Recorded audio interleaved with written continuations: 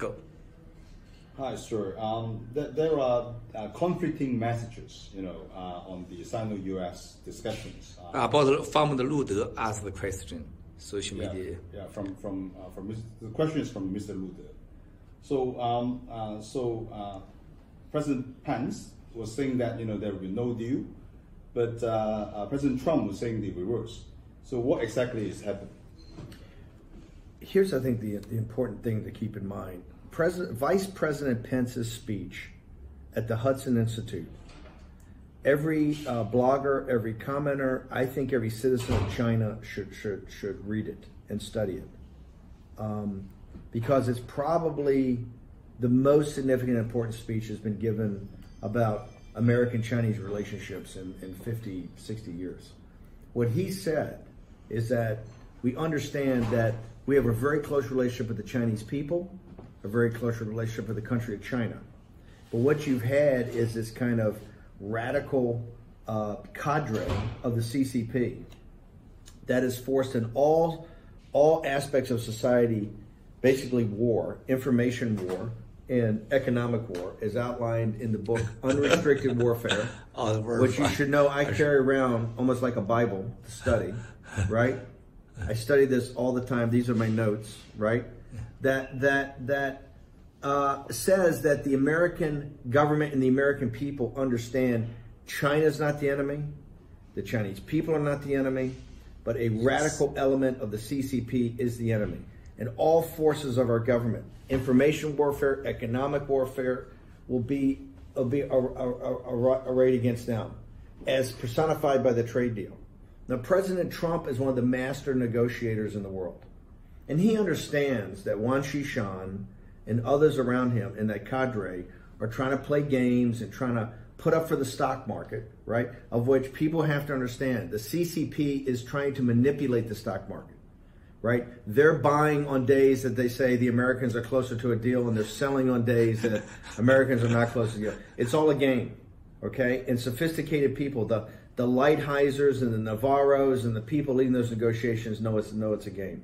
So what Wang Qishan, right, and the radical cadre that literally are keeping the Chinese people in serfdom, right, and trying to take all the wealth of China for themselves, are trying to have all this very superficial negotiations on just optics, where they're going to buy trillions of dollars of stuff in the United States that's never going to be effective. The one thing with President Trump, and I think that's why you see the unity of it as personified by Vice President Pence's speech, is that there are now people, the Lighthisers, the Stephen Millers, the Peter Navarros, the Steve Bannons, the Mike Pences, others, right, that understand, the new Defense Secretary Shanahan, right, Mike Pompeo, right, John Bolton, right, that understand that this is all a game that's being played, that not just simply hurts the American people, it hurts the Chinese people more than that. Yes. And so I think that I would tell your bloggers and people that came, understand that people at a very sophisticated level, and that's why there's not going to be any, even if you hear about potential deals or whatever, this conflict is going to go on for quite a while. And here's why it's going to go on for quite a while.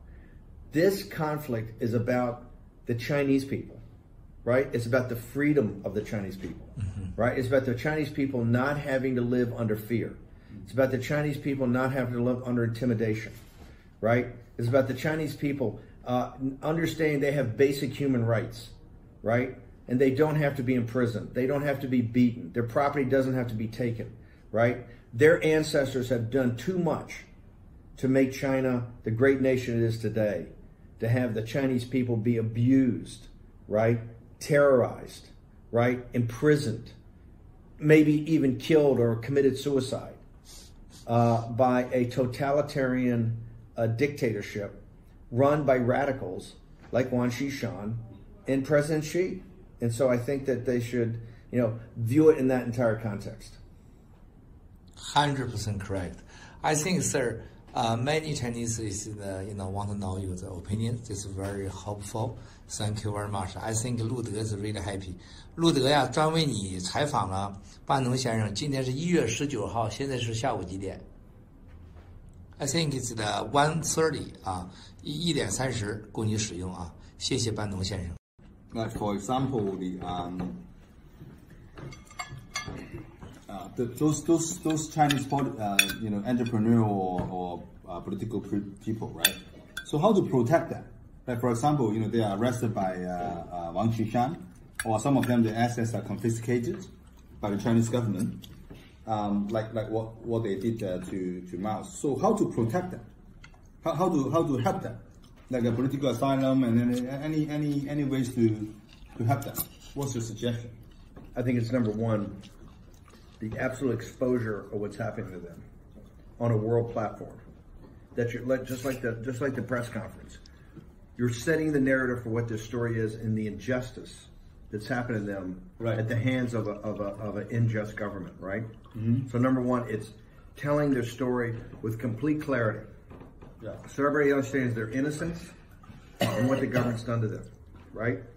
Number two, I think, is to use all means necessary, right, in the governments of the West, and that would include not just the United States, but the United Kingdom, Switzerland, other like-minded countries. I think now Brazil, which I think would be a big partner of ours, to make sure we give them political asylum, right?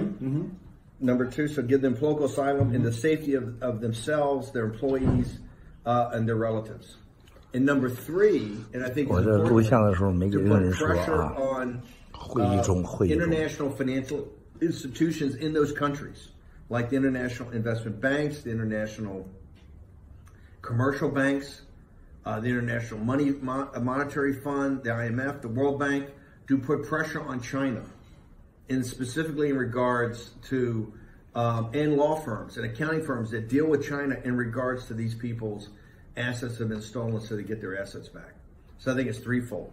Number one, to tell their stories and to make sure the whole world understands this, right?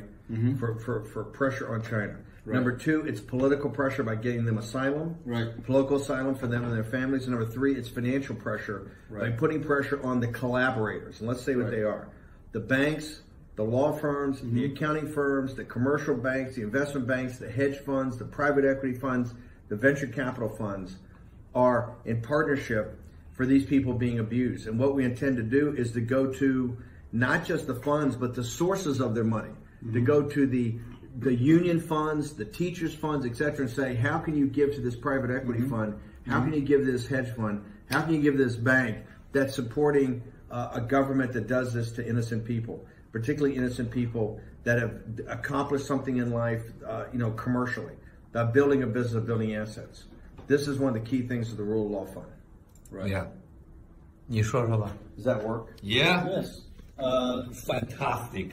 This I want. 他说呢，这个首先第一呢，要把这些事情、这个故事、这些很完整的跟全世界公告，把这个人 sustainable things continuously, yeah. And then we will have to keep all the information strictly confidential. Yeah, with code names, information will restore environment without internet connection, so make sure that people are comfortable. Total confidentiality. Yes. Okay, I love that. Yeah. So management structure, we have directors and also the management. Yeah. So the directorship is a charitable position. Yeah. Directors emoluments of $1 per annum. Yeah. Directors we have. You have the two process. The first time is 3 director. Later we have the 5. Then Okay. So directors we have the director liability insurance covered. Yep. Directors, the DNO. DNO, yes, exactly. And the directors' traveling and accommodation expenses spent directly related to the activities of the organization will be reimbursed. Okay. The daily operation of organization is managed by the board of directors. Okay. The term of each director is 2 years, and each director could apply for re-election after the expiry of terms. So 2年期 to have a summary procedures for political asylum and residency. And also the second thing is to assist them, to protect them, and also assist them. Basically, the action plan is to provide them financial assistance, legal advice, bodyguards, accommodation, something like that. We could discuss whether we could give them some money. But this is Okay, the third thing is to promote exposure of corruption and illegal activities. Hang on, I'll just catch up here. Okay, Okay. Yeah, the objective and action. I got, plans. yeah, okay. Protect their assets. Yes, yes. And then thirdly, Is it protect their assets in China and overseas, or just overseas? Protect their assets. Maybe we don't need to specify that. Yeah. But of course, to protect the assets in China, probably it's difficult for us to do anything in China. Yeah. The only trouble you get into is small donors. Okay, so our intention is we will get nothing from the small. I would never take a penny from small because donors. we don't need to register, right? And you don't want the hassle. But there is important. Because I tell you, I will tell you this: the first 100 donors you get, small donors, will be all CCP agents. Exactly. And they'll say, "Hey, Miles Kwok lied to me. So Miles Kwok didn't do this." So this is something I want to do because I have a charity organization in Hong Kong as well. This is something is. Why are you so genius in the CCP more than me? There must be CCP. You told me to be totally serious. Okay. So for the members, could we make it as a two-class members? One is a voting members, one is non-voting. You don't need voting members. Don't do that. You don't. You have a. No. But the point is, who elect the directors? It's supposed to be members elect the directors, right? Members elect the directors. I think what it is the founders. If you go back and look at the documents, like for instance, on my C4, right, I'm the founding member. Yes. I elect and I only have 3 direct. You have